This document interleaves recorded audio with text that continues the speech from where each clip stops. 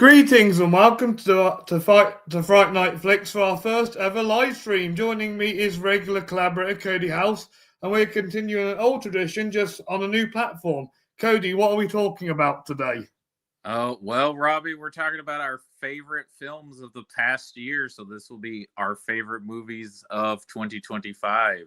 Yeah, so before we get into that, I just wanted to ask you, how do you feel about 2025 for films as a whole? Because I found the first year a little bit disappointing, bar two movies, and the second half year has kind of gotten better.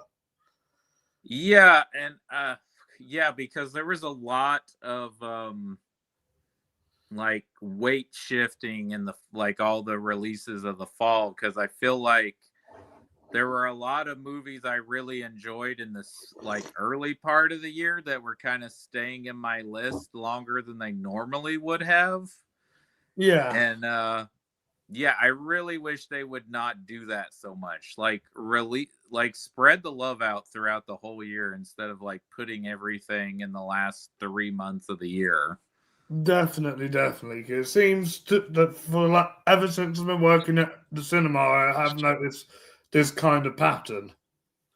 Well, also, unless you're like you who get to work at a cinema or just have accessible income or able to go out, it makes it impossible to watch all these movies. Yes, definitely. And if you can't access, and also I've been writing reviews to TV Cave, and sometimes they give me screeners, so I do have that luckiness as well. Oh, nice. Yeah. Yeah, because there's at least 3 movies I would have liked to have seen because they might have possibly made my list, but I just didn't get a chance to see them because Yes, and because one of my films on the list is a British indie drama, it's not coming to you till this year. yeah, because I know what you're talking about, and I didn't even know what it was till you said something. Because yeah, and there's Yes. another acclaimed movie that I think is a British film that's just getting a release next weekend. That a lot of people have been raving about as a Yes, I 2020. think that's Wasteman. Well, Pillion too, right? What's that? The new Alexander Skarsgård film. Oh, that one. Right. Yeah, we're just getting a wide. Well, I don't even think it's a wide release, but it's just getting released in the States. Ah, that was released just at the start of December, around the same time as Five Nights at Freddy's. Okay, I know it played a lot at festivals, but yeah, it didn't get a release here till now, so it's I guess technically a 2026 movie for Yes. Americans. Yes. So, with that in mind, would you like to go first since you're the special guest? I'll just let you know this is our first year without Justin. Yes, it is. And we are just doing a solid top 10, right? Yeah. Okay. So I usually always end up doing a tie, and I tried to not do a tie this year, but when I was finalizing the list today, I just couldn't remove one of the movies, so I decided to put my number 10 spot as a tie, as they're both kind of a similar genre, but they're by both very different directors. So it's their perspective on this genre. So Okay. my number 10 is a tie for 2 spy films by Ooh. 2 very interesting auteurs, or I find them very interesting auteurs, and that's Steven Soderbergh's Black Bag, which is Yes. basically what if Mr. and Mrs. Smith meets the Thin Man and we have a very fun dinner party, and Wes Anderson's The Phoenician Scheme. Okay, very interesting. I loved both movies. They didn't make the list, but I'm happy to talk to you. Black Bag did make the list of non-horror films. Yeah, so the reason I love both of these movies, besides that I love both of the directors, and Black Bag, I love that it's at the core of everything that's going on in it. that it's about these two people that are married to each other and they will do whatever it takes to protect one another because they love each other so much. I also love that they got Pierce Brosnan to kind of play an evil prick, so he's like playing like a bad version of like M from James Bond. Did you find the ending predictable?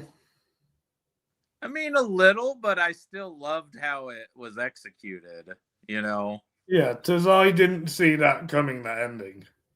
And then, of course, Wes Anderson is one of my guys, and Mine too.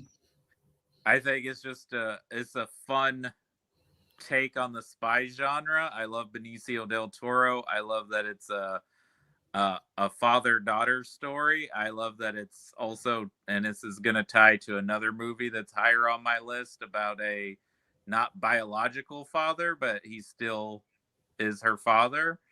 And also, I love all the little cameo performances. Michael Cera should have been in. Steals the show in that film.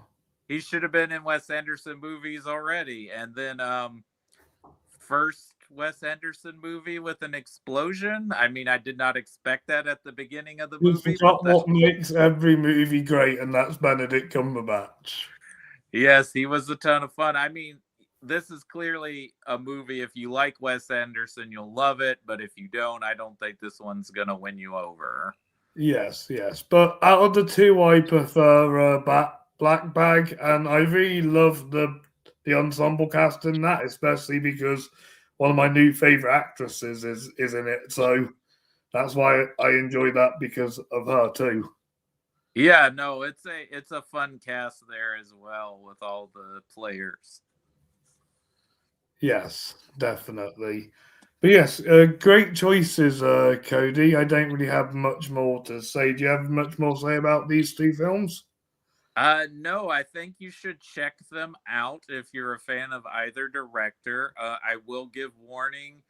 Uh, I only use Mr. and Mrs. Smith just because they're a married couple. If you're expecting a movie like Mr. and Mrs. Smith or True Lies, you're gonna be disappointed. You're kind of getting something better in the same way. Yeah, but I mean, if you're a fan of like this genre, then you're gonna love it because Kate Blanchett and Fassbender are both terrific and have great chemistry in this film. Yes, they do. They do. They are both fantastic in Black Bag. And yeah, they're both fantastic films. Are you ready to move on to my number 10? Yes, sir. All right, my number 10, I think, floated on your list from time to time. And that's fine if it didn't make your cut, 'cause I understand this is a very strange movie. This is a remake of a movie called Save the Green Planet, and it's adapted by Yorgos Lanthimos, and it's Begonia, starring Emma Stone and Jesse Plemons. Yes, I love this movie. It almost made my list, so it's very at the top of my honorable mentions. Um, yeah, I haven't seen the original film that it's based off of, but yeah, I was totally down for this weird movie that has some relevant issues that's going on in our current society. Of course, Emma Stone, I guess, is a dank ass freak, and I hope her and Yorgos keep making weird shit together. Yes, I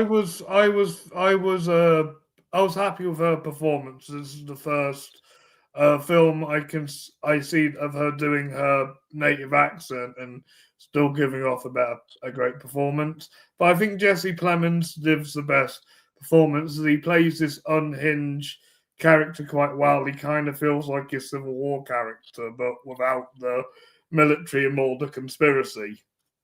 Yeah, he definitely, even though, not full spoilers, but, he kind of is a horrible person and he definitely has that bro edgelord energy in the movie.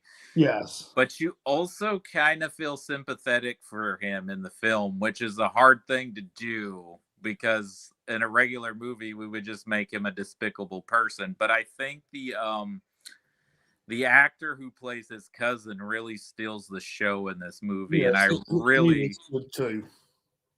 Yeah, I really loved him, and I was just very sad with what happens to him in this film. Agreed, agreed. But yeah, he brought the crew back from his other movies, Robbie Ryan's in the cinematography, and it is shot really well. I wish it was up for cinematography this year. Yeah, I'm not 100% surprised, but I was a little surprised how much the Academy liked it because the other Yorgos movies that have gotten Academy attention are even though they're still weird, they're kind of not as weird like this one was because his weirder stuff tends to not get as much awards recognition. I'd say Poor Things is his weirdest and got not the most awards recognition. Well, I think it's even though it is weird, I think that one is in a more it's in a more palpable way for people to get into his movies. Like I would say probably The Lobster and Killing of a Sacred Deer feel weirder to people. Same with the one in the middle of this and Poor Things, Kinds of Kindness. Right. So it's kind of interesting because this feels more like Freakier Yorgos, but I guess because they loved Poor Things and The Favorite, they're more on board for this than they would have been before. Yes, and because Yorgos has made 3 films in the world, he's taking a break, so I think the bloke needs sleep. Yeah. Yes, but that's all I have to say about Begonia. Cody, what's your number 8? Number Number 9, nine. sorry. Yes, number 9. Yes, number nine. Number nine is a surprise for me. I had heard a lot of praise for this movie. It's a debut film. Ooh. But I really responded to this simple story about how like just simple things like friendship and a cat and a really good sandwich can help you overcome grief and trauma. And that was Eva Victor's debut film, Sorry Baby. Fantastic choice. I think Eva Victor is going to be a star and a good director in the next few years. And I watched this purely because I like Naomi Aki, Lucas Adjich, and John Carroll Lynch. This feels a bit. This feels like a story we've gotten promptly in the 2020s with Promising Young Woman and The Last Duel, and this is a very more subtle kind of take on it, and it's about more the aftermath. I think Michaela Cole did a show about this kind of stuff too. Yeah, I think it is. I think that's the strength of it is like we never actually see the incident either. We just know what happens and we Yeah, just see kind of like what led up to it and how she's dealing with it afterwards. And, yes, and I think this could be a very therapeutic, I can't speak from experience, but I feel like it's a very therapeutic way to deal with this subject matter for what people definitely, go through with this. definitely. I'm looking at the awards. John Carroll Lynch deserves a supporting actor, like mentioned. He's really good in it. Yeah, his one scene is incredible. And I mean, he's one of the most versatile actors out there because, I mean, to have such a sweet and heartwarming scene that he has in this, and then he, plays the most despicable and terrifying person in Zodiac. That's incredible range. I'm a little Yeah. sad this didn't get an original screenplay nomination because I feel like it deserved it for screenplay. No, but Victor won Best Directorial Debut for the National Board of Reviews. As you should. I think they should make a directorial debut film Oscar. They have a BAFTA for it, so I don't get why they don't have an Oscar for it. I don't know. I feel like I know they're doing best casting, but I feel like there should be a best ensemble Yeah, category at the Oscars. agreed. Agreed. Is there anything else you wanted to say about this movie? If you haven't seen it here in the States, I believe it's still streaming on Max. Give it a watch. I mean, it's not like a plot heavy movie, but I think you'll find it really like a really nice, cozy movie, even though it's dealing with hard subject matter. Yes, yes. This isn't one for everyone, but if you do like a powerful drama about this issue, I recommend it highly. You ready for my number nine? Let's hear it. My number nine is a little bit fun, but it's the darkest take in this franchise. It's the third, and I think it was an improvement over the last one, even though I did rank that quite highly in my 2022 video. And it's the third Knives Out film, Wake Up Dead Man.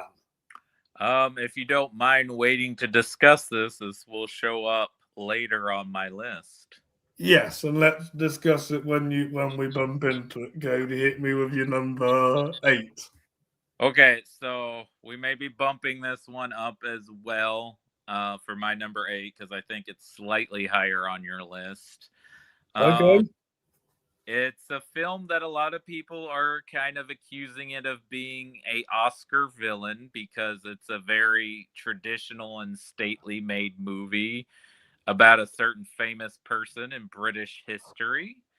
But I think it's a really powerful movie. Again, talking about how to deal with grief, about how art helps conquer grief. But I also just really love the vibes from the first half of the movie because it's very nature orientated. It's a strong female performance. It's about family, and it just looks like a really cozy place to be. And that was Chloe Zhao's adaptation of Hamnet. Can we talk about that later when it's on my list? That's what I thought it was higher. So absolutely. Fantastic. Then let's talk about my number 8. So I know you were a little bit more mixed on this one than I was. I loved it because I love the director. I love this story, and I really like what he did with it. Um, this film actually proves Jacob Elordi can act. It's Frankenstein. Yes, you definitely, and I kind of feel bad that I don't love it as much as I wanted to. I think Jacob Elordi is the best performance in this movie. Actually, I love Yes, the he is. production. I love the production design. I love Yes, the costumes. yes. All of that is great. Um, I don't know if it's just, and it is a very faithful adaptation.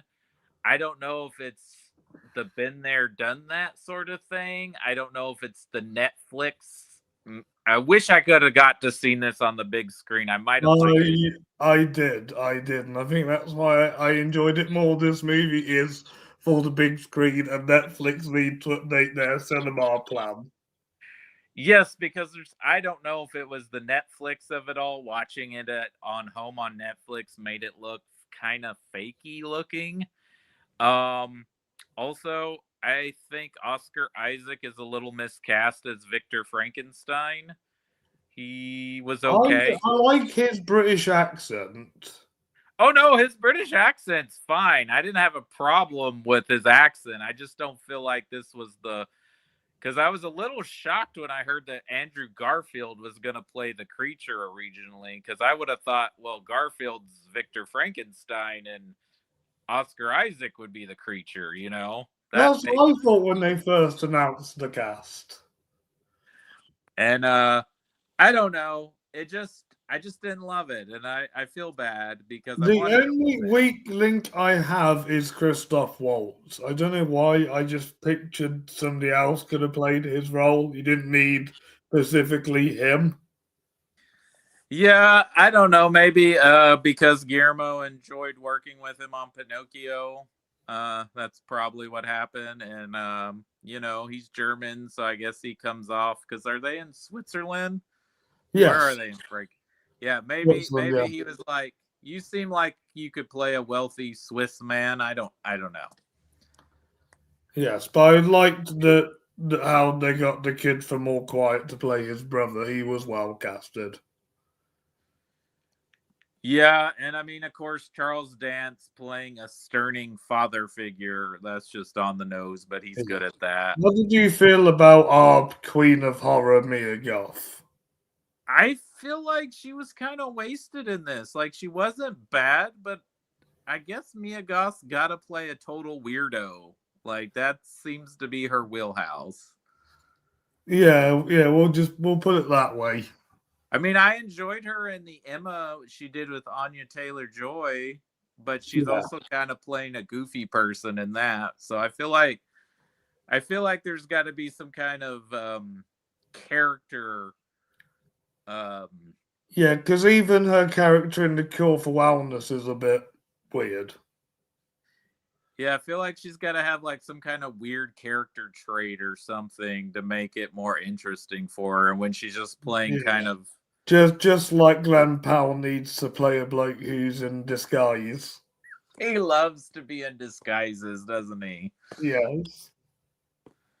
Yeah. So yeah, not on my list, not an honorable mention. I don't hate the movie. I just don't think I feel like Guillermo del Toro's done this version of this story better in other movies, even though this is him doing Frankenstein. Did you prefer his last movie, The Pinocchio? Yeah, I feel like that's a better version of what he was trying to do here. I do like Pinocchio more than Frankenstein. Yeah, I think I do as well. You know what's funny? I don't know if you read it, but apparently, when Pan's Labyrinth came out, Jacob Elordi's mother said, "Never work with that man." But now he has an Oscar nomination, so Because there of you go. that man. Yeah, love it, love it.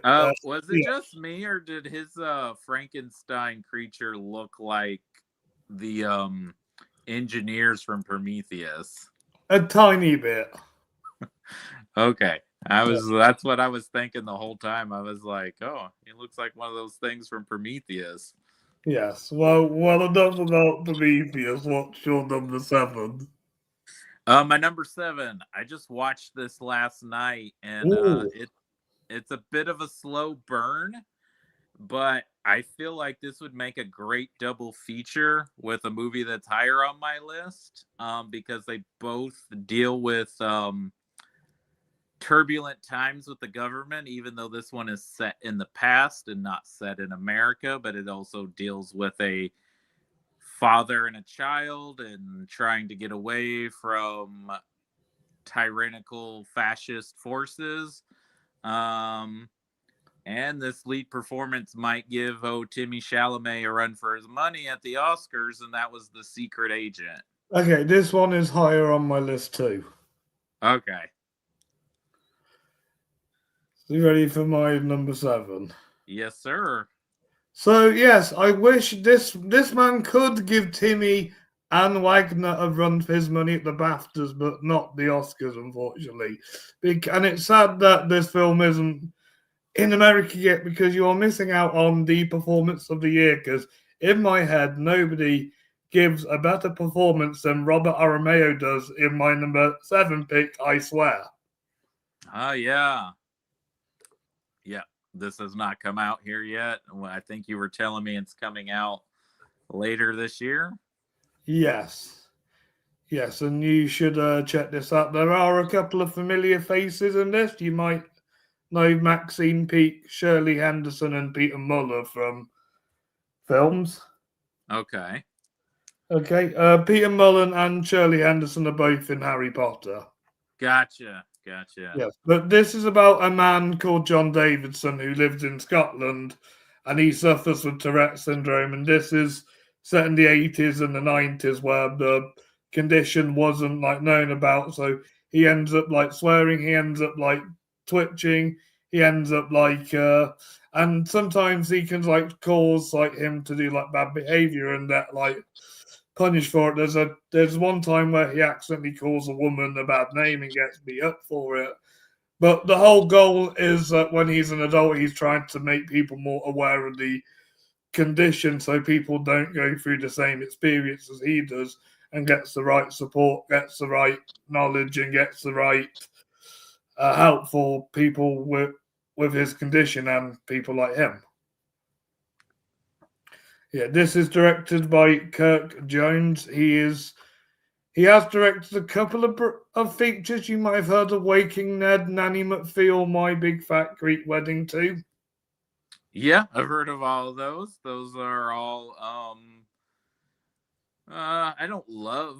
Well, actually, I haven't seen Waking Ned Divine, but I remember that being like a big indie praise thing because I think it's like post Full Monty or whatever because Yes. it's a Fox Yeah. Searchlight distributor.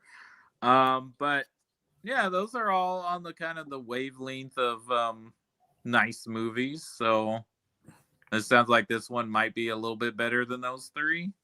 Yes, yes. It's got a high Rotten Tomato score at the moment, and everybody I've spoken to about this loves it. I wonder when it gets a US release because depending on when it's released, it could probably just kind of be, even though people might watch it, it might not have any award chances for 2026. No, and that's fine. I kind of can see it having more of like if it's on TV in America, it'll probably get more love than being in a cinema. Yeah. Yeah. But yes, Cody, when this hits streaming or whatever, make sure you check it out. All right. I'll be on the look for it. Awesome. Yeah, 100%. And I think it's like got a like an 8 rated on IMDb too. Oh, cool. Yes. But yes, that's all I have to say about I Swear. I don't want to spoil any more for you. All right. So my number 6, I don't think this one's on your list. But I like the director's previous movie a lot. It made my list back in 2022.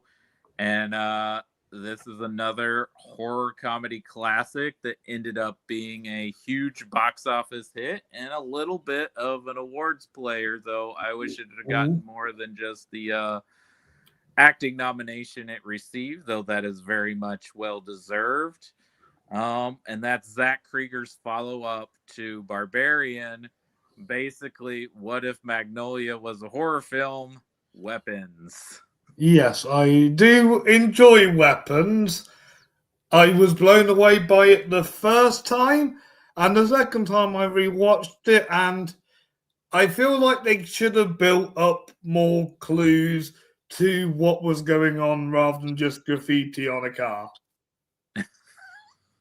Well, I just loved all the different perspectives. I think there's a lot Yes, of great yes. performance.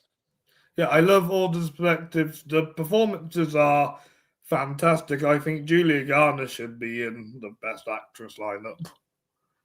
I wouldn't hate it if she was. I mean, I love her. I actually am glad that Pedro dropped out because I feel like Josh Brolin is good in the role that he has.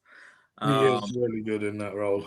Alden Allwright proves again that he is just absolutely hilarious. He needs to stay away from franchises. He's good at playing freaky people. I love the other guy. I forget the actor's name. He played the shitty boyfriend in This Is Us. Oh, Austin Abrams. Yes, the guy who has the face everyone wants to punch, but he's great. And of course, veteran actor Amy Madigan. You forgot Benedict Wong. Yeah, Benedict Wong is great in this movie. And then I love the ending. Like Zach Krieger just sticks the landing with The that chase ending. scene is outstanding. Yeah. I mean, I don't know if I've laughed harder in a movie than I did when that ending just happened. It's a great ending. Yeah. So I'm very much looking forward to what he does with the Resident Evil franchise, though. Yes, I'm still unsure about this Aunt Gladys spin-off. They're gonna do an Aunt Gladys spin-off? Yes. So it's like a prequel? Yes. Okay. Is he involved in it? Yes. Is he directing it or is he just writing and producing it? Directing, writing, and producing. Okay. I mean, we'll see, but yeah, I'm not in love with that idea. It's weird that he got into horror because his mate passed away. I think like Jordan Peele, he has a comedy background. So, but like again, comedy and horror are very close distant cousins, so it makes They, sense. they are. That's why the monkey is an honorable mention for me this year. Did you see his other film this year? I haven't seen the Oh Keeper. my god! If we were doing our most disappointing movies, Cody, that'd be in the top three. Okay. Yeah, I have heard mostly not good things about it, which is sad. Yes, it is sad. Yes, but yeah, I do love the structure to this film. I do love the acting. The cinematography is gorgeous. I went to see this with Chris, and he jumped more than I did. Yeah, I it was one of the best movies I saw on the big screen. I'm glad I got to see it on the big screen. It was a total blast. And I'm glad that it is having some kind of recognition. I wish it would have gotten a screenplay nomination too. Yes, yes, I do like that screenplay and the editing. The editing should have gotten nominated as well. Hmm. Yeah, I really But like. yeah, so I'm looking forward to see what he does with the Resident Evil franchise, though I have a feeling some fans of the game will not be happy because he's already stated it's not like a direct adaptation of the game. Well, he's a great filmmaker. He's proven with two fantastic films. He has good ideas, and let him do what he wants. Yeah, I wish more franchises would let filmmakers do that, but we'll see. Yes, are you ready for my number six? Yeah, let's hear it. Right, so I feel like if I didn't go to the cinema to see this, I would be ashamed because I'm from the area this film is set. This is Chloe Zhao's comeback off an MCU movie. This is this is another Shakespearean drama. This is Hamlet. Yeah, so why did you love Hamnet so much? Because I really got the sense about where I live and the whole history of the town. You know, I've been to Shakespeare's birthplace. Her house is literally round the corner from my cousin's house. Wow, Yes, that's yes. awesome. Obviously, in real life, she's called Anne, but for the sake of this, we'll just call her Agnes for the sake of this. Yes, Agnes's house is round the corner from my cousin's house. Shakespeare's Wow. Shakespeare's mother's farm. I have been there. This is why, even though it is a fictional story based on a book, I kind of got the sense of the history from what I know, and I really enjoyed the story on that level. Even though it was you could pass this as an awardsy film. Yeah, no. So yeah, I love that about it too. Like, a lot of people who don't like this movie or don't No, love I it. have spoken to a couple of people. They find it boring, sad, and they don't really gel with it. Yeah, see, I love the first half of the movie. Like, I like the vibes of everything that's going on. I Yes, like the scenery. I like that she's very in tune with nature and like that she's ignoring all the things people are saying. Like in the and very scene. Jessie Buckley is going to win her first Oscar. Justin was right; she would be an awards player one day. Yeah, I mean, we knew it from the moment we've seen her in things that she was gonna get a nomination at some point, and it looks like she's gonna win. Um, I know we said Elordi was the best part of Frankenstein, but I feel like if we're finally going to recognize Delroy Lindo, I think we should have taken Elordi out and let Mescal keep the supporting actor nomination. Yeah. Why? And Why? Yes. Why was he snubbed? He was phenomenal with Shakespeare. right, in which they give him a more to do in The- the movie than they do in And the book. oh, and the thing is, neither of them give the loudest performance of the film. That goes to Noah Jupe. Yes, and I mean that's the point that I think wins everybody over in the movie is because they do stick the landing with her seeing the production of Hamlet. And I didn't know that the actor playing Hamlet is the older brother of the kid playing Hamnet. That's crazy that Yeah. they're actually brothers in No, real I life. recognised him straight away as the kid from A Quiet Place. Is that who that is? Wow. Yeah. I didn't even recognize that, but that makes sense. But I know why people in the industry love this movie so much, and it is that touching scene, which I heard was improv by Jessie Buckley, where she reaches out to him near the end of the play and then gets the whole crowd to do that. And I think that's why the actors love this movie so much, is because that's the power of great performance, great acting. And I wonder, when I was watching it, I was like, did people like do that back in those days when they're watching the play, like respond like that? Because people don't respond like that typically when you're No. watching a Shakespeare tragedy. Yeah. But yeah, it's a really powerful, and I really love the stuff with the kids too. Like, it's really touching and sweet, and yeah, it's a phenomenal movie. And yeah, it is stately, and it is kind of something that would have won a bajillion Oscars 15 years ago, produced by Miramax. But If this is a much better movie than Shakespeare in Love. probably, yes, it is. I haven't seen it. Does make me want to go back and watch Shakespeare in Love, because I feel like, yeah, it's not a great movie, but it's not a bad movie either. Like, it has a reputation of being bad because of the whole Harvey Weinstein of it all, and it beating Saving Private Ryan. But I mean, it's an entertaining film with that Tom Stopper dialogue. And that's another thing, I guess, the people that don't like this movie is, it doesn't have that zippy dialogue. This is a very dour, Yeah, serious movie. like Buckley isn't really a traditional Best Actress winner, and that's kind of what I like. Yeah. Like, if you look at like Mikey Madison's performance, she's quite loud, and if you look at Emma Stone's performance in the year before, she's quite transformative.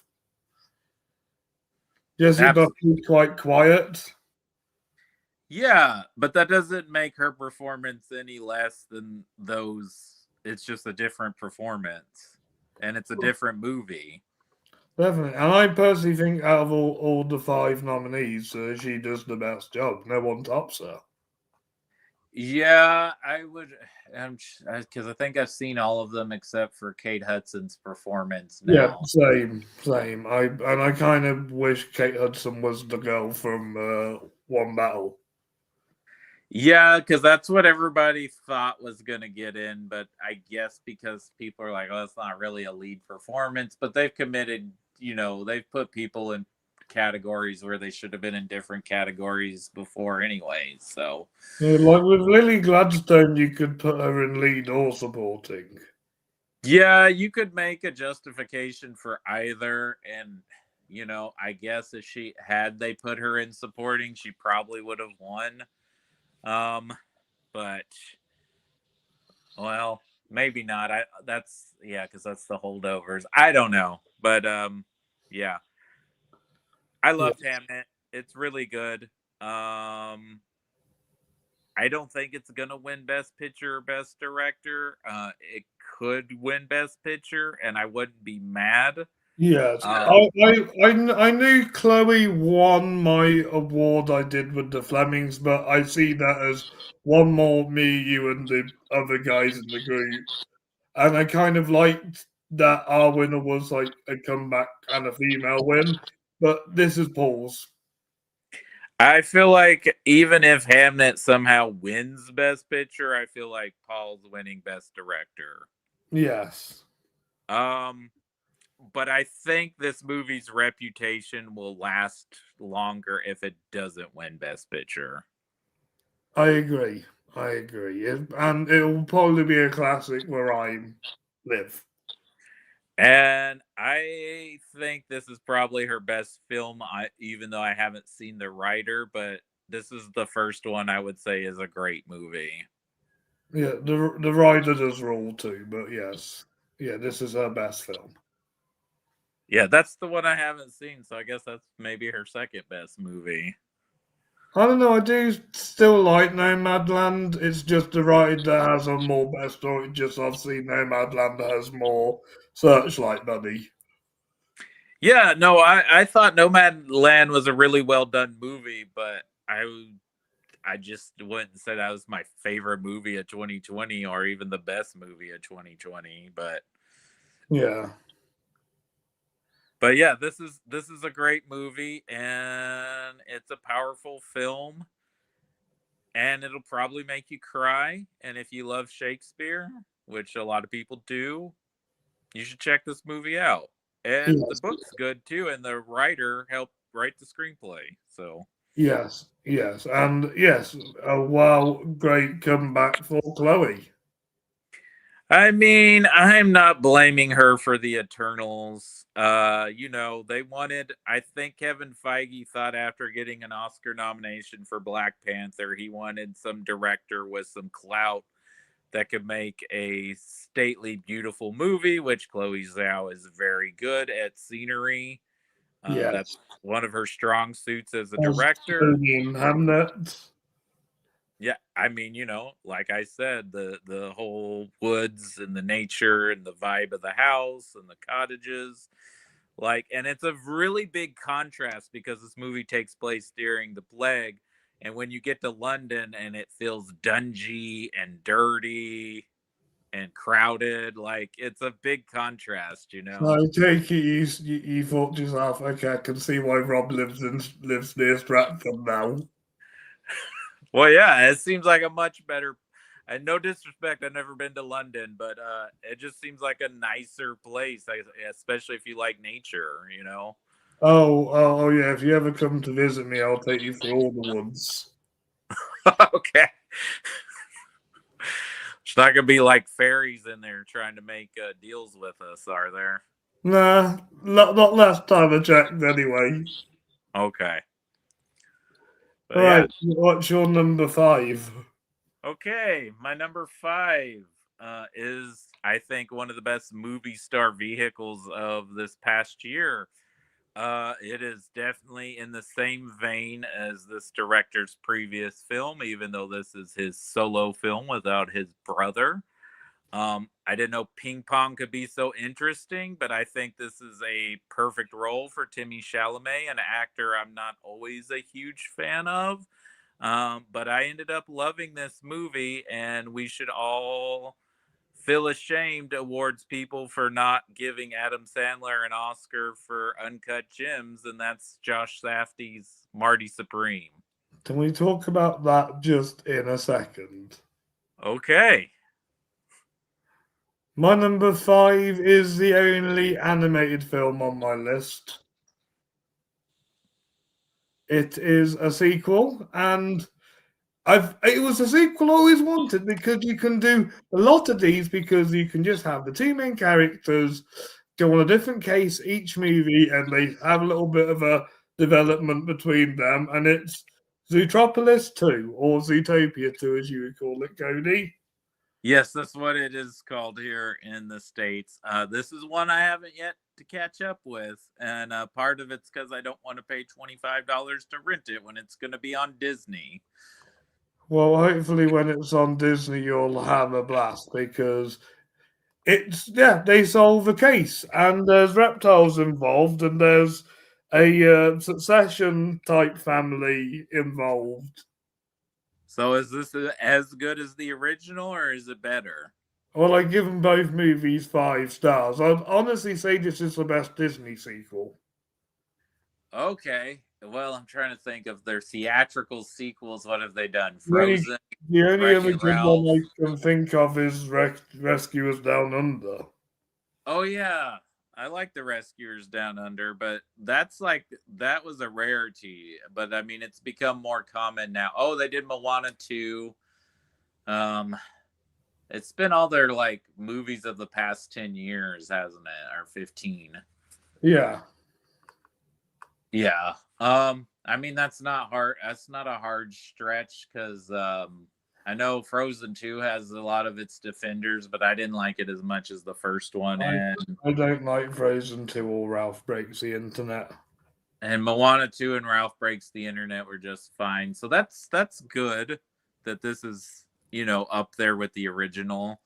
Do you think it has a chance at winning, or is this K-pop Demon Hunters award? This is K-pop Demon Hunters, sadly, which I get because of Netflix and K-pop being a thing, and so many kids love this, and I bet the adults probably think, "Oh, my kid likes this, so I'll watch this with them and vote for it." Well, I mean, that being said, I enjoyed the movie. I think it's entertaining, but yeah, I'm not surprised if you prefer Zootopia 2, and I look forward to watching it. Yes. Because it sounds like, it's something they could do more films of, I guess, as long as Jason Bateman and Jennifer Goodwin are up for doing more voice recording for it. Yes, and they're both good. Ki Kwan is in it as the snake. He's fantastic. David Stranham is the head of the Linksley family. They're the Roys of this universe. Ah, Yes, and which is weird that David Strainham's rarely in like a voice role, so it's impressive to see. And he's like really good at acting too. yeah, incredible character actor. So that's cool that he gets to play in this universe. Yeah, you'll like Nibbles as well. She's a Beaver podcast host. And And the Andy I Samberg is the he's kind of like the runt of the litter of the rich family, and there's a really good twist to his character I don't want to spoil. Cool. All right. And Patrick Warburton's the action hero mayor. Oh, Patrick Warburton's the mayor now. Yes, these are take on Arnold Schwarzenegger. Okay, that's great. I think this has become Disney's highest grossing animated film now. Yes, and it's the second highest grossing film of the year because sadly we couldn't beat the Chinese film, which was actually quite good, to be fair. Oh yeah, yeah, and then that's a worldwide box office, right? Yeah, 2 billion Ninja 2 had. Yeah, I haven't seen that though. I didn't see the first one either, so. Yeah, you'll have to check those out if you can find them. But yeah, Zootopia 2, the second highest grossing movie in the world. I was gonna see what it does domestically, which that's here in the States. Yeah, normally if we had Justin here, he would go over the scores and the box office. He would have all those. So yes, me and Cody just like to get on with the lists. wow, Zootopia is only 5th domestically and here in the States. Wow. Minecraft, Lilo and Stitch, Superman, and Jurassic World Rebirth. Those Zootopia 2 still in theaters here too, so. Yeah. Yeah, it's been doing really well. All right, so that was your number 5, correct? Yes, correct. So it's your number 4 this time. So my number 4 has already been mentioned. It is a series of films by the great Rian Johnson. And yes. If him and Daniel Craig want to keep making these till they both die, I would be fine with that. Though I'm happy he's working on a non-Knives Out project. But yeah, it's not a Star Wars film, is it? No, it's not a Star Wars film. Though I love The Last Jedi, so Last Jedi Defender here. That's fine. I don't mind it anyway. But yeah, Wake Up Dead Men, I think, is the second best film in this franchise. I love this. You can talk about this one while I go and get a drink. Okay. As I said, I think it's the second best film of the franchise. I love all these films, but I was really surprised how different this was from the other two. Like, it's still the same. It's a mystery they got to solve. There's a death. But I think Josh O'Connor, who's had a great year with this in the Mastermind. Yes, I Really gives it. always joke that every performance is his best performance, as all the trailers say it's his best performance. I really think he does a great job here. And as a lapsed Catholic, I really liked his performance and what he's trying to do. And he feels like if they wanted to bring him back as like a sidekick for Mel Blanc, I think that would work because they were really good together in their scenes too. Um, Yeah, I yeah. I'd say Josh is the best one in it. Yes, though I loved Josh Brolin too. I thought Josh Brolin had some of the funniest stuff in the I movie. liked how the main antagonist of the film was also the murder victim. I just thought that was Right? Yeah. That was great. But I mean, like the scene Josh O'Connor has on the phone with that woman is just an incredible scene and touching, and like really shows the power. yeah, that reminds me of the scene in the country where Javi's talking to the woman behind the desk. It does. Yeah. Okay, but I feel like, but it's like it. It just shows like what being a good person and doing the right thing is. But yeah, I really responded to this one a lot and I loved it a lot, even though I feel like a lot of the ensemble is kind of wasted a Jeremy lot Renner is fantastic. because I feel like they don't give a lot of the like they don't give Andrew Scott a lot to do or Kerry Washington. He's in an honourable mention of mine as well, Andrew Scott, and he's better in that. But yeah, this is a fantastic entry into the series, and Oh, well, Kaylee Spaney's getting a lot of love because of her role, so I'm kind of glad she's getting more notice. yeah, I don't feel like she has a lot to do in this either, but I mean, Ryan Johnson and assembles some great actors to show up and do some. As I rewatched Glass Onion, and the performances from that ensemble are more powerful. I would agree. That is one thing I think Glass Onion, even though I prefer this one over Glass Onion as a movie, Yeah, I think the ensemble in that one gets to shine more. And of course, the first one, of course, everybody is just fantastic in that one. definitely, definitely. But yeah, with the supporting cast, I think Renner, Brolin, O'Connor, and Close stood out the most. Well, I mean, yeah, I mean Glenn Close. When does she not stand out? Never, she's always great. Even if it's a bad film, she's always great. Yeah, she's just a powerhouse of an actor. In But yeah, I would 2020, she agree was both the best and the worst because she was nominated for an Oscar and a Razzie. for the same performance. Yeah. Um, but yeah, I love these movies. I love Ryan Johnson. I love Yes. Daniel Craig. Just has fun with this character. Mila Kunis gets to be in her second best film. So this is her second best movie after Black Swan. Yes, Well, come on now, Robbie. What about forgetting Sarah Marshall? that's probably third. Okay. I was like, let's not disrespect that movie. No, I like three of the actors in that, just not one of them. Oh, well, you're not supposed to like that guy anyways. We'll leave it there. Yep. All right, you ready for my number 4? Yeah, what's your number 4? Well, going back to Timothy Chalamet, he always sneaks in to my top 10 or even my honorable mentions. But I thought this was a performance that really stood out to me. And I really hope that they don't make the same mistake.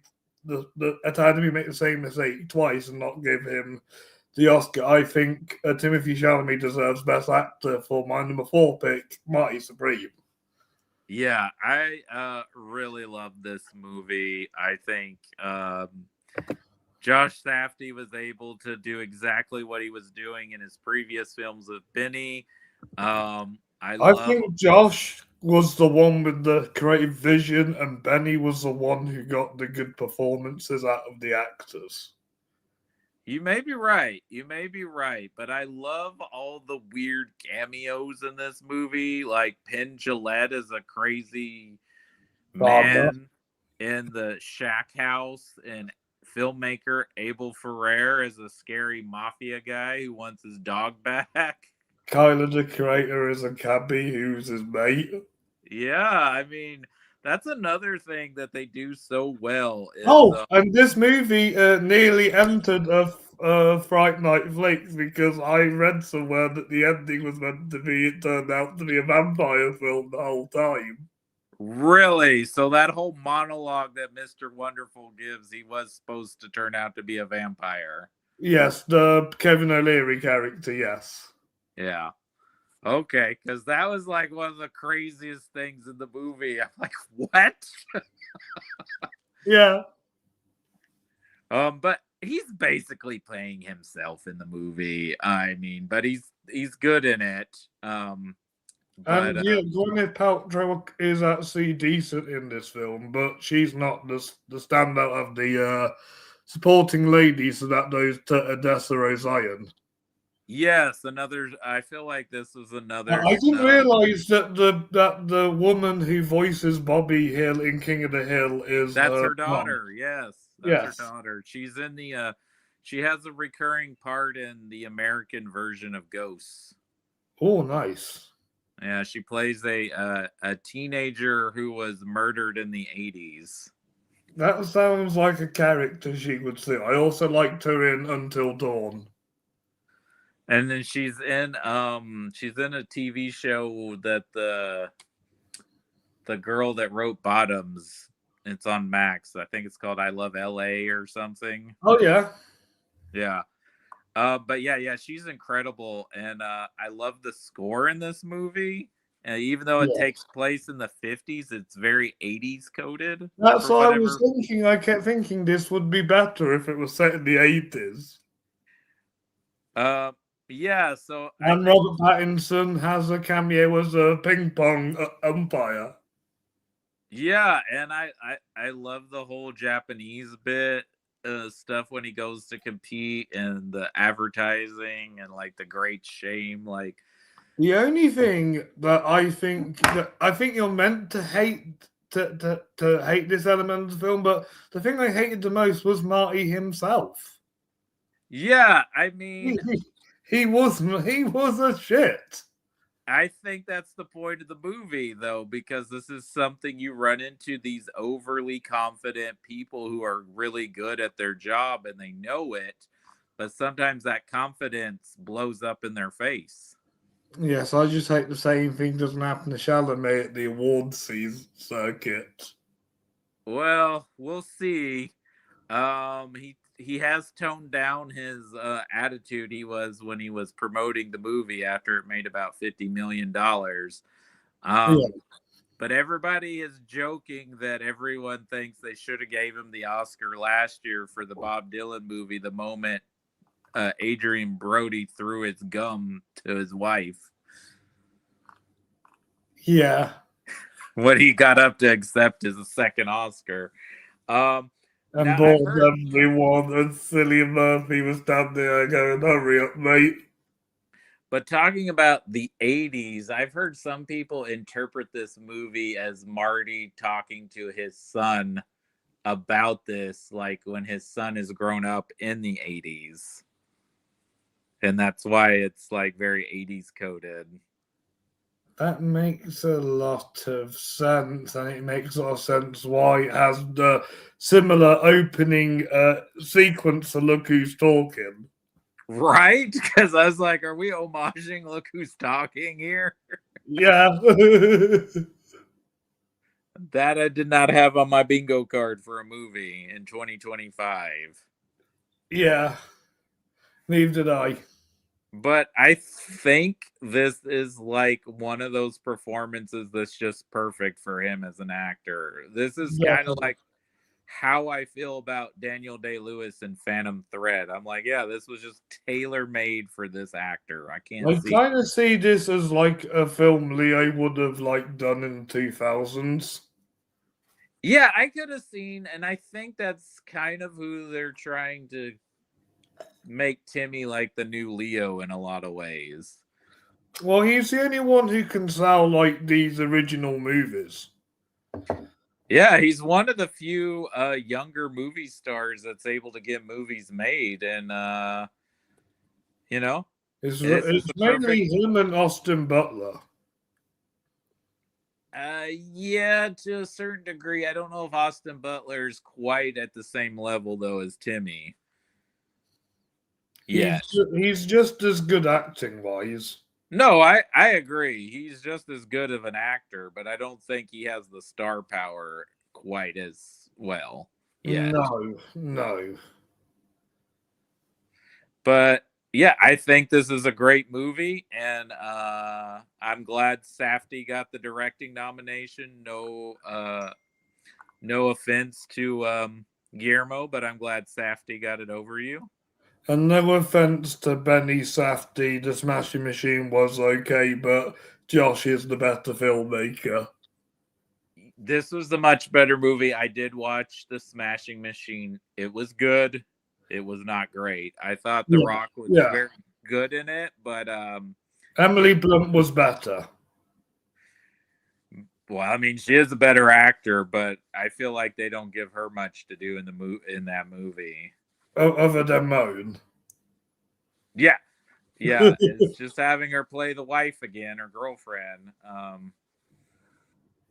But yeah, this is the superior film. But maybe they'll get back together and make another great movie. Yeah, yeah. Hopefully one day. Yeah, you know who do need to get back together? Joel Yeah. and Ethan Cohen. Yes, they do. Even though Joel's got a new movie that might come out this year, which Yeah, has Josh well, O'Connor in it. oh, again, that might be his best performance. I mean, he just keeps giving great performances. But yeah, I loved Marty Supreme a lot more than I thought, and makes me wish I had to put Uncut Gems in my top 10 back in 2019. Yeah, definitely. I've been meaning to revisit Uncut Gems, but I think I prefer Marty Supreme. I think yeah, I think this is definitely a more approachable movie Yeah, than Uncut Gems. So and I people think who because it's a lot more than just him playing ping pong, there's kind of like a gangster story to it. So yeah, because he's a bit of a hustler, and I mean, even though Marty is a bit of a shithead, there's stuff you just laugh at that he's doing, like the whole robbery scene when he robs to get the money he's supposed to get from his paycheck. That's just hilarious.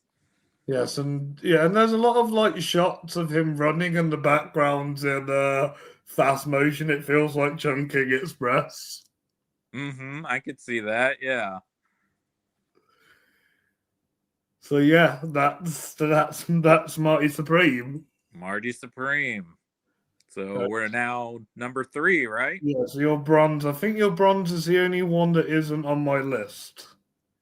Yeah, I Yeah. don't think this is on your list either, but and this just might be a movie that was tailor made for me. I love the director's previous film. I didn't get to see it to make it on my list. Was that 2021? Yes, 2021. Yeah. But I love that this movie is about filmmaking. It's about, again, it's another father-daughter story. It plays like the house that they And live it in. always cuts to black every 5 minutes. I love that the house plays an intricate part in this movie. I love that Stellan Skarsgård's grandpa gives No, his grand. he needs to win supporting actor this year. He's my pick for supporting actor. He's my want to win. He probably is going to end up winning, but I love that he gives his grandson inappropriate DVDs as a birthday present. But yes, I loved Sentimental Value, and that is my number 3 of the year. Yes. Why is Elle Fanning getting not a lot of love? I thought she was phenomenal in that film. I don't know. I thought she was great too, and I think she has one of the best scenes in the movie with Stellan Skarsgård when she decides to drop out of the movie. Yeah. Yeah, like that's a really great scene. And I like that even though Stellan Skarsgård is not a good father, they don't just portray him as a horrible person. It's like that he was just so obsessed with his career that he put that over his family. Yes, because in the football world at the moment, one of the managers is getting divorced because his wife left him because he was too obsessed with football. So I kind of get it with Stellan's situation. Yeah, and which this is a thing we hear about a lot of people in this profession, like that they're not Or, very or other big or other big professions like soccer manager or other sports team managers. yeah, Too. anything where I you're in see a like a sports team manager and a director like kind of similar jobs. yeah, any profession where it could consume your life if you let it. And I like that it's about that and that there's the struggles with the two different daughters and how they respond to it. And of course, Renata is great in it, but the other actress is incredible too, which they're all nominated. Yes, yes. I thought Renee, although I feel like Stellan should be in lead and all three women should be in supporting. Probably. Well, I mean, it kind of is a toss up between Stellan and Renee as the leads of Yeah, these movies. But Stellan being in supporting is because they think he'll win better in that category. he probably will. So that's where that is. But yeah, I love this movie. I loved his previous film, Did you Worst find Person. the consistent cuts to black a bit distracting? No, it didn't bother me. Like I said, I was just completely into this movie. And I think the aspects of the film about the film world, the house and the family, um, The her music also choices was really good as well. So I really like that song that plays at the start. girl dad. She's an actor too. I just really responded to this movie a lot, and I just loved what he did with it. Definitely, he did a lot. He did a good job with it. And if a film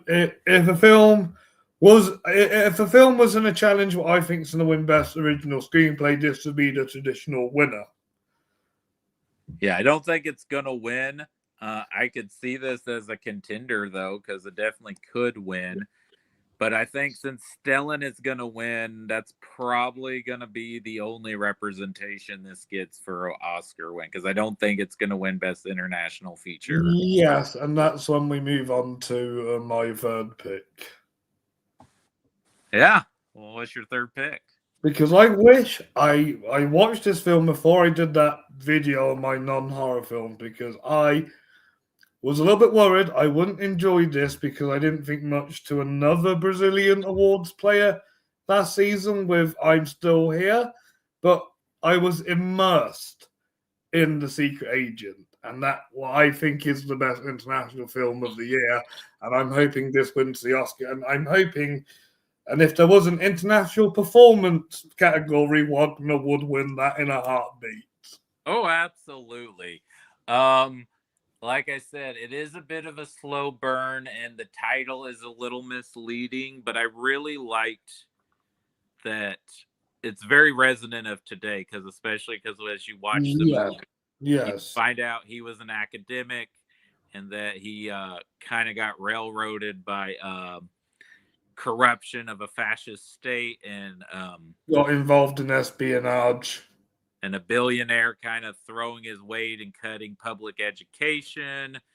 And I love that cinema plays a part in this movie because his Yes. father-in-law runs a cinema, and there's the very much in Jaws plays. Yes, Jaws. That's it. He's obsessed with the film Jaws. Yeah, and that plays a big part in what's going on in the story. But And the directing, the color, the cinematography, it's beautiful. Like, how is this director and he just broke out with this film and he's 50 and he's only made 2 films before? He only has 2 other films before this? Yeah, and he's 50. Well, I know he was a film critic before he became a filmmaker. Right. Yeah. And Right. that's where he met Wagnamora. It was like he interviewed him for something, and that's how they met each other. I love the little community of like refugees and Yes, I was about to say, Tatiana Maria would be like, if there was an international supporting performance, she would win that. yes. Yeah, I love that it's, this elderly woman's like kind of created this home life for these people who are trying to find a better life to live, or they're fleeing from the fascist state that they're in the country of Brazil. And Wagner technically plays a few characters. Yeah, and sadly, I think this is this Udo Kier's last performance? Yes, but he does stand out in his scenes. He absolutely stands out, and I love the fact that the police chief loves this guy because he thinks he's an ex-Nazi, and it turns out he's a queer Jewish man. So Yeah, this does have a little bit of color to it. Like it feels like it's lived in, but at the same time, there's something that stands out about this. It feels real, but it feels cartoonish at the same time. oh yeah, this is definitely it definitely feels real, but also like you said, because there's that whole sequence with the missing leg from the whole shark plot point, right? Like Yes, and I know another international film about a man with a missing leg. right, yeah, it was just an accident Yes, as a theme with that too, doesn't it? Yeah, yes, that's an honorable mention for me. I did enjoy that, but I like this movie more. yeah. I prefer this a lot more. And so I think this is going to end up winning. So I guess Brazil's going to get 2 Oscars In a row. With Wagner, because I've mostly seen him play supporting roles, are you happy that he's finally given a lead? Because I think he is a really good actor, and I feel like he needs more lead roles like this. Yeah, because I've never watched Narcos. I know that's where a lot of people found him, but he was in Civil War. Yes, he's phenomenal. He And he's the pops up. voice of the wolf in Puss in Boots. He pops up in Donald Glover's series Mr. and Mrs. Smith. And then he has some Apple show he did with Brian Tyree Henry. I didn't watch it though. Yeah. So I think Americans mostly know him from his TV work. Yes.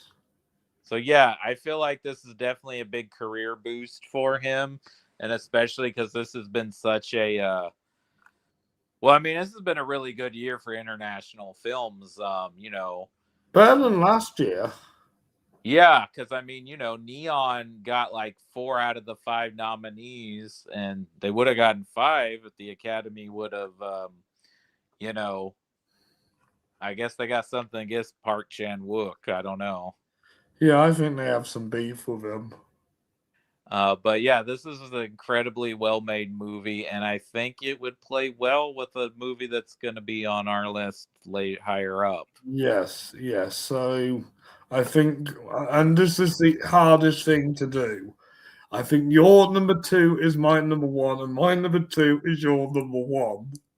Yeah, so a lot of people have been doing the whole Oscar race about it's 1998 all over again, and One Battle is Saving Private Ryan, and Hamnet is Shakespeare in Love. But I feel like we're in a repeat of 2007 because we've got 2 masterpieces by 2 master filmmakers, and people are arguing back and forth which one is the better film. I don't think either one is the better film. It's just which one do you like is more your favorite. They're both masterpieces in my mind. So yes, I think One Battle After Another is your number one. It's my number two. Yes. And Sinners is your number one and my number two. Yeah, so which one do we want to talk about first? Well, let's talk about One Battle After Another so then we can end Fright Night Flix live on horror film. Okay. One Battle After Another. Oh my God. Is this movie? It's incredible. I think since there now I've loved a lot of PTA movies, but I Yes. but I think this is the first one since There Will Be Blood that Yeah. that most people are like, yep, masterpiece. Masterpiece. Um I again, it's a girl dad story, and again, he He doesn't turn. didn't even take it to festivals. He just premiered it. He just premiered it, and with both of these movies, I want to give Mike DeLuca and I forget the other producer who was in charge of content at Warner Brothers. Bang up job, guys! I know a lot of people, and there's backlash with both of these movies, and a lot of people like, oh, it cost too much to make One Battle. It didn't make its money back, even though it's the highest grossing PTA movie ever. Uh, Who knew Leo would be so good at playing a burned out loser? He's hilarious. He's Uh, hilarious. He thought Sean Penn would actually play a piece of shit. I mean that I could buy, but the thing I like about that whole subplot and text of the movie is that PTA makes these guys a joke, right? Because they're ridiculous, even though they're very threatening and nefarious and Well, you can scary. kind of tell that he can't afford a good suit. Yeah, I mean, but like you can't help but laugh when he's screaming, "I want to be a Christmas adventurer!" Like what? You want to be part of shit?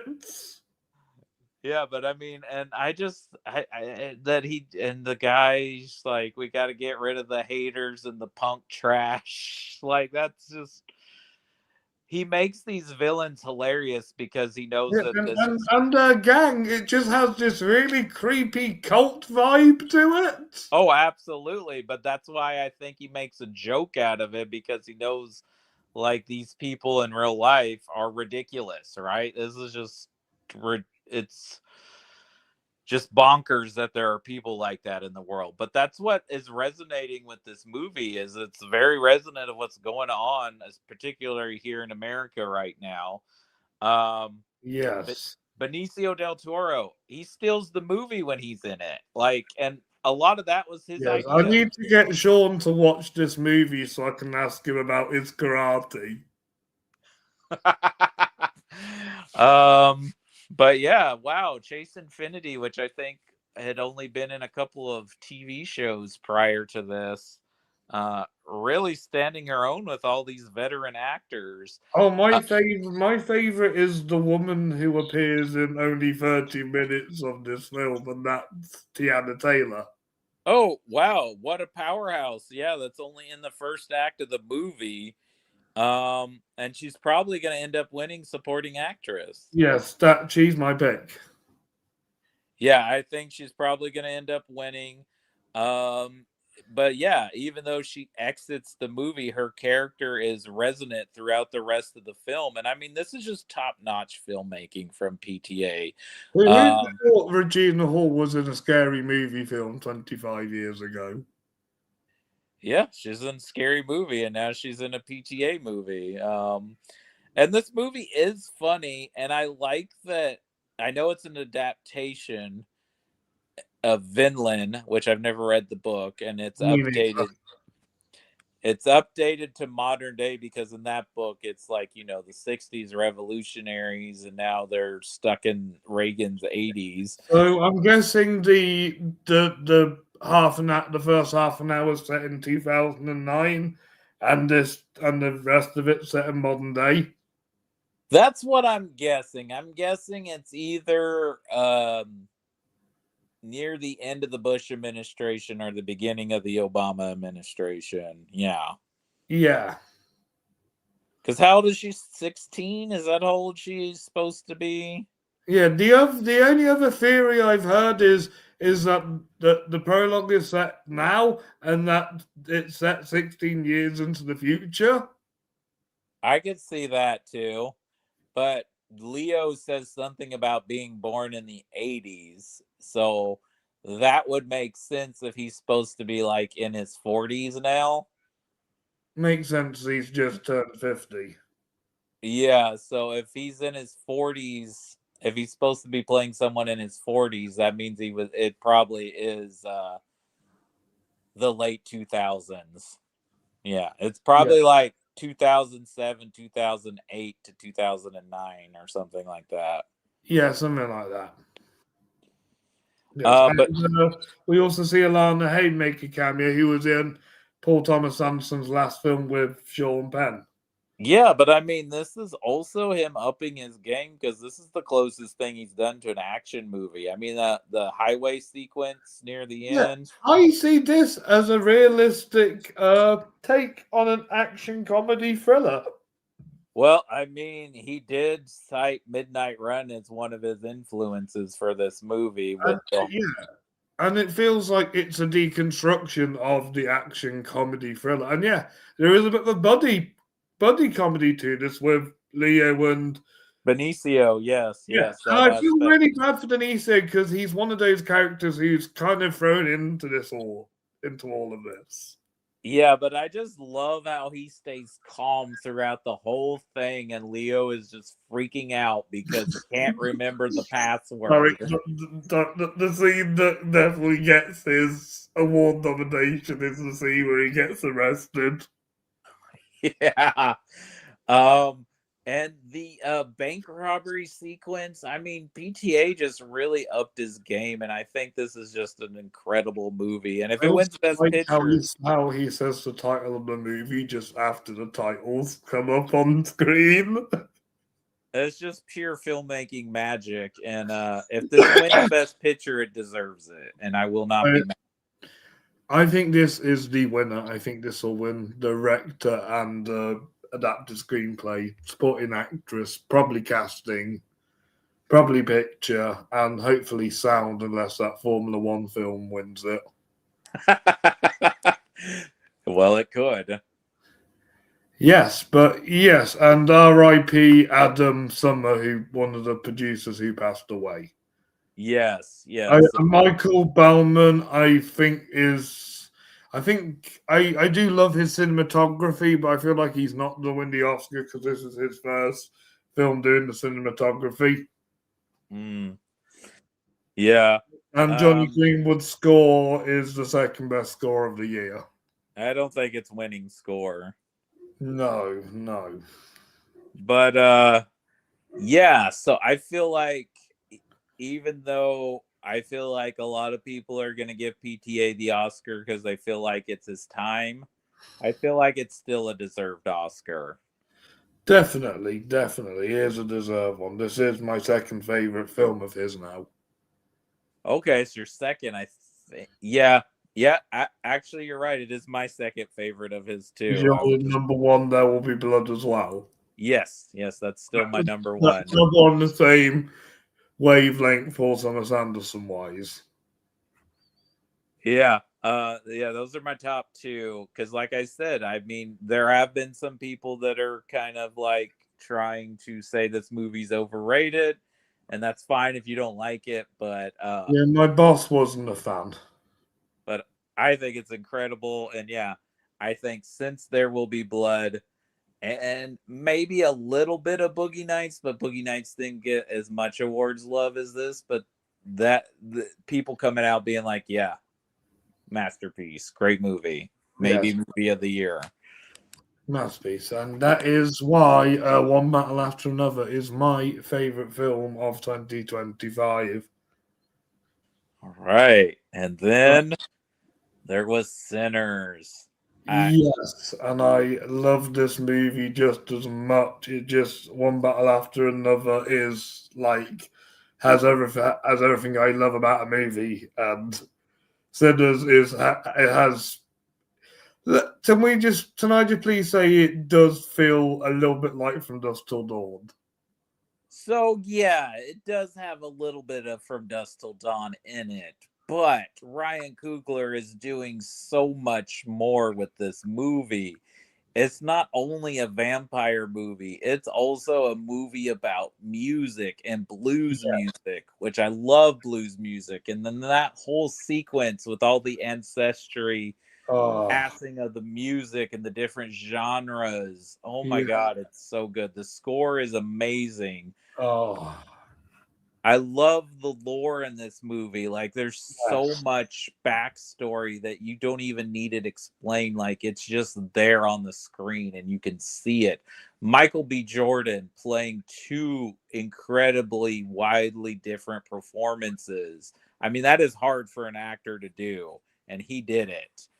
I mean, because this movie's also homaging The Thing too. You know, Yes, there's especially with the garlic. yeah, that is so much because Ryan Coogler loves genre, but this is also a movie about America and about the reconstruction of the South and the Depression and how people marginalized and, minorities and people not in power. Like, there's an exact reason why they talk about, the African community, the indigenous community, and the Irish community in this movie. Yes. Also, I mean, I guess it was is it Josh O'Connell, is that his name? Jack O'Connell. Is his year to be villains in horror movies, but he's Yes. He's great in this. I love the difference of music genres Ludwig uses in the score. You got the blues, you got metal, you've Yes. got you've got folk music. You got Irish music. Yeah, you've got so much melding here and You so even much got DJ. yeah, and there's a lot of world building in this movie. And I just love what Coogler did. Coogler took a blank check and just went to the moon with it. Yes, and the cast. I love the cast. Michael B. Jordan is fantastic. Haley Steinfeld delivers her best performance since she was a kid. Miles Catton is the standout. I think. What a discovery and I, incredible. I, I know you could argue the case of Steve McQueen in The Blob, but this is not one of those situations. We can't all be this kid. No, this is a great find. And I hope he goes on to have an incredible career because he stands with a lot of great talent in this movie. And it boosts Wumi Musaku, who I know best from his house and Loki. Yeah, I think I knew her from Loki and Lovecraft Country. Oh, nice. Yeah, yeah. Which is another Lovecraft Country. If you didn't watch that series, is another great horror show, kind of playing I've it. been watching it. I've been watching a series with Jack O'Connell called SAS Rogue Heroes, and he sings in Irish in that too. Mm. I But wondered if you just saw the episode and thought I need him as my villain. but Lovecraft Country is playing with similar themes that Sinners is. But oh my god, I hope Ryan Coogler gets to keep making these interesting stories. I know he's going to do Black Panther 3 and he's rebooting the X-Files, but I hope he gets to make more original films like this. I think he wants to make a law drama. I knew he had something in the works with Michael B. Jordan, of course, where he was a school teacher and he was doing something to change the rigged testing system in the school district or something. I'm not. Maybe that's the same movie. It could be. I just remember that was a project they were involved in, and I don't know what happened with that. But yes, if he wants to be a horror legend, he can do more horror films. I mean, he did a great job. I mean, I know there's a lot of people out there who also are saying this movie's overrated and saying it's like From Dusk Till Dawn. Well, yeah, he's homaging From Dusk Till Dawn, but he's doing something far more interesting and substantial. And I enjoy From Dusk Till Dawn, but not a great movie. This is a great movie. Yes, it is a great movie. It is. No, I love Sinners, and the themes are quite good as well. And I really like how it has that unique, like orange kind of color to it. Yes, I love the coloring of how they're portraying like Okay, it's this, can I just please just make one little argument?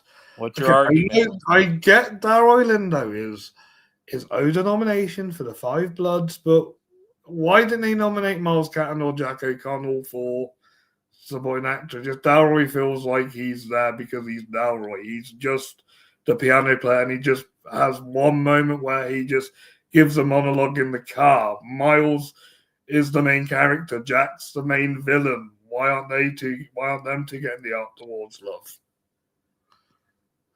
I think because he's Delroy Lindo and they haven't nominated him before, especially the snub for the Five Bloods and then just a lifetime of an incredible career.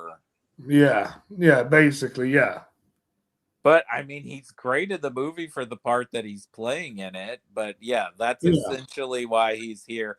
And essentially showing how much love Sinners has because it scored record nominations, 16 nominations. You think Jack will get his awards love one day, don't you?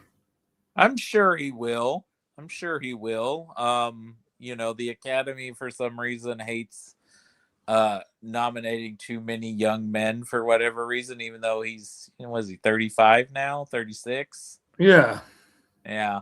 Um, but he's phenomenal in it. Yeah, great villain. I love that even though he's the villain, you can see why he's able to kind of manipulate and sway people over to his way of thinking. Yeah, there is that level of like there is that level of layers to it. Yeah, well, I mean, the whole speech he gives Miles Canton about, when he's Yeah. quoting the Bible and saying, "Well, my oppressors use that."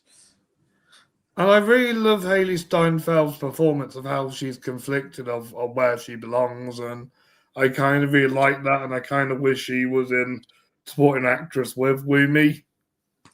Yeah, I mean, this is why we need a best ensemble category because it's hard to get all these people nominated. And I think that's very resonant with people like Haley Steinfeld in real life who are bi or triracial is, you can come off and play in this world, but if people know that, you have lineage in this, then they're like, oh, well, you're not quite one of us. And then they're like, yeah, but you also have colonizer in you too. And, so it's a complicated thing that mixed race people deal with in society. And it ends on a bang. And yeah, this movie is just incredible. It has not escaped my number one spot since I've seen it. I own the I movie. literally thought it was going to be my number one all year, but one battle after another came along. And rightfully so. A lot of people love One Battle, and it's my number two. It's also, a masterpiece. And if either one of these win Best Picture, I'll be happy. Oh, and I don't think Ryan Coogler knows how to not make a Marvel film because there are two credit scenes at the end. Yeah. Oh my God. But I love that scene. And I love that they got Buddy Guy to play the older version of him. That was just so good. Nice. Nice. And I don't want a sequel or a franchise out of this film. No, I don't really want a franchise out of this film, though. If they were going to play in the Sinners universe, I would like to see something about those indigenous vampire hunters. That and rap music. But yeah, I don't need a sequel or a prequel. But if they Or, wanted to, or a spin off about the train conductor. yeah, no, please don't do that.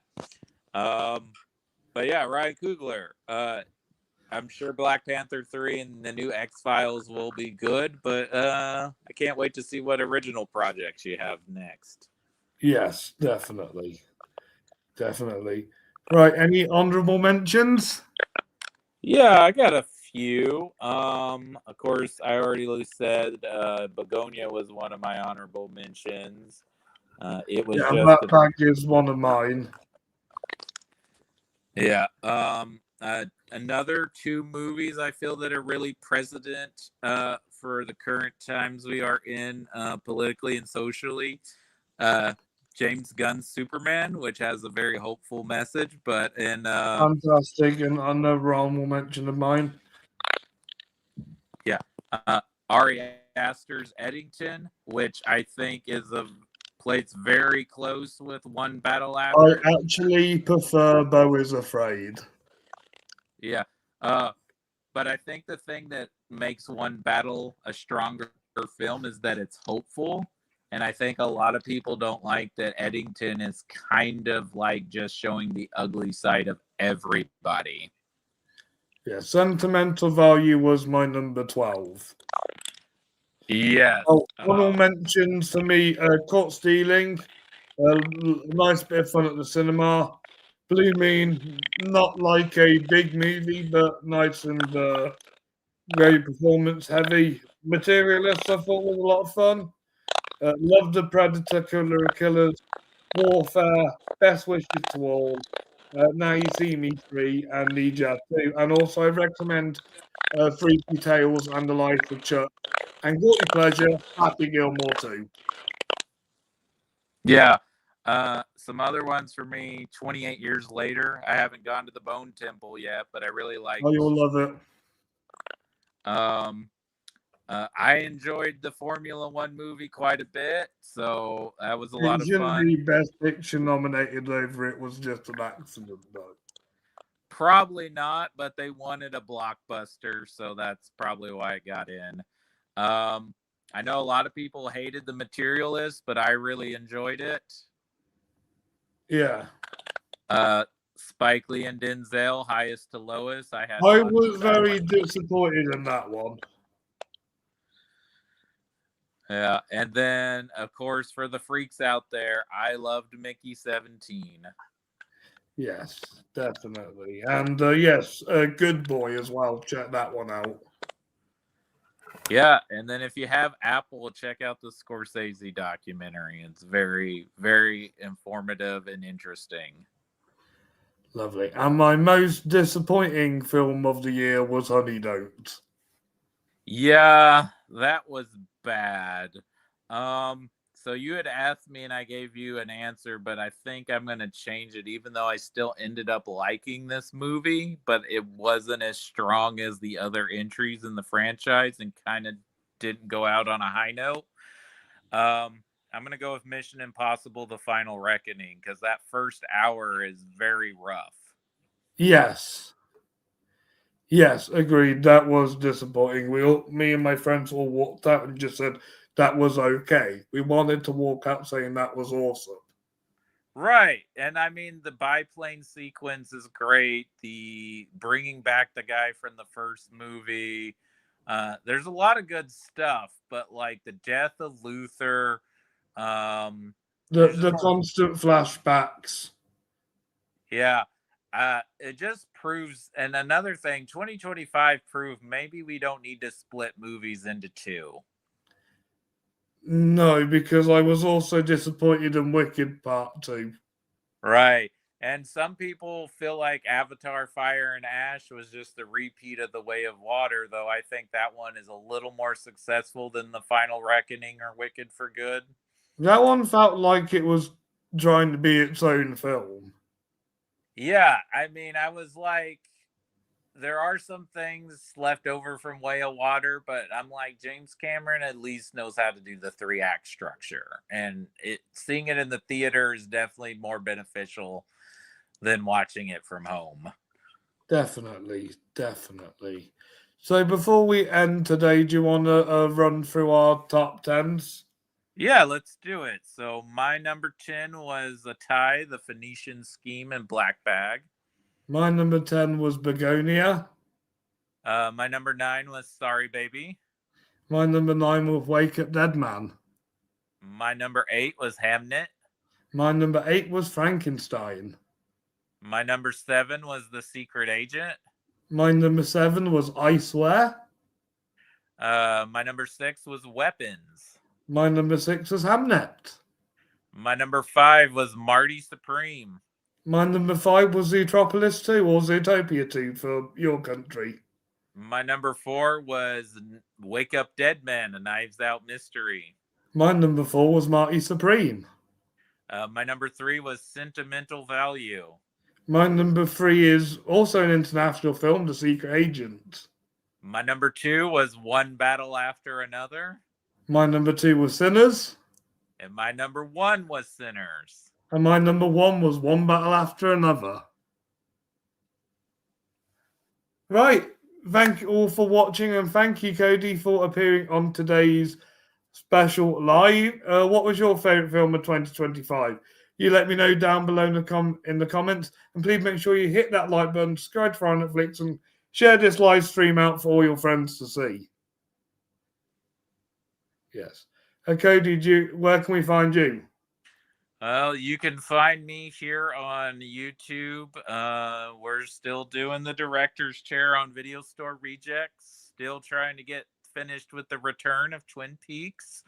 You can also find me on Facebook and Instagram and other socials at Film Nerd 85. Yes, when you do another director, I'll have to come on board. Yeah, I'm not sure who we're going to do next. I think we're going to take a detour and discuss a couple of Rob Reiner movies. We already did When Harry Met Sally in honor of his passing, but I think we're going to talk about a few of them. I don't think we're going to do a full career dive, but I think we're going to talk about a handful of his films. Nice. You just let me know which one you want me on for. Which one would you like to guest on? Oh, I want to do a few Good Men's. I want a chance to rewatch it. Okay. We can do that because that is definitely one that wants to be talked about. Kevin says he definitely wants to do A Princess Bride or A Few Good Men. Yes. So those two will definitely be brought up. And then I probably, because this is Colin wanted to do some Rob Reiner, so I'll probably ask him, and then we'll pick favorites for each of us, which ones we want to discuss. Awesome. Can't wait to come on. All right. Thank you all for watching. Until next time, keep the chills alive, stay spooky, and remember, every night is Fright Night.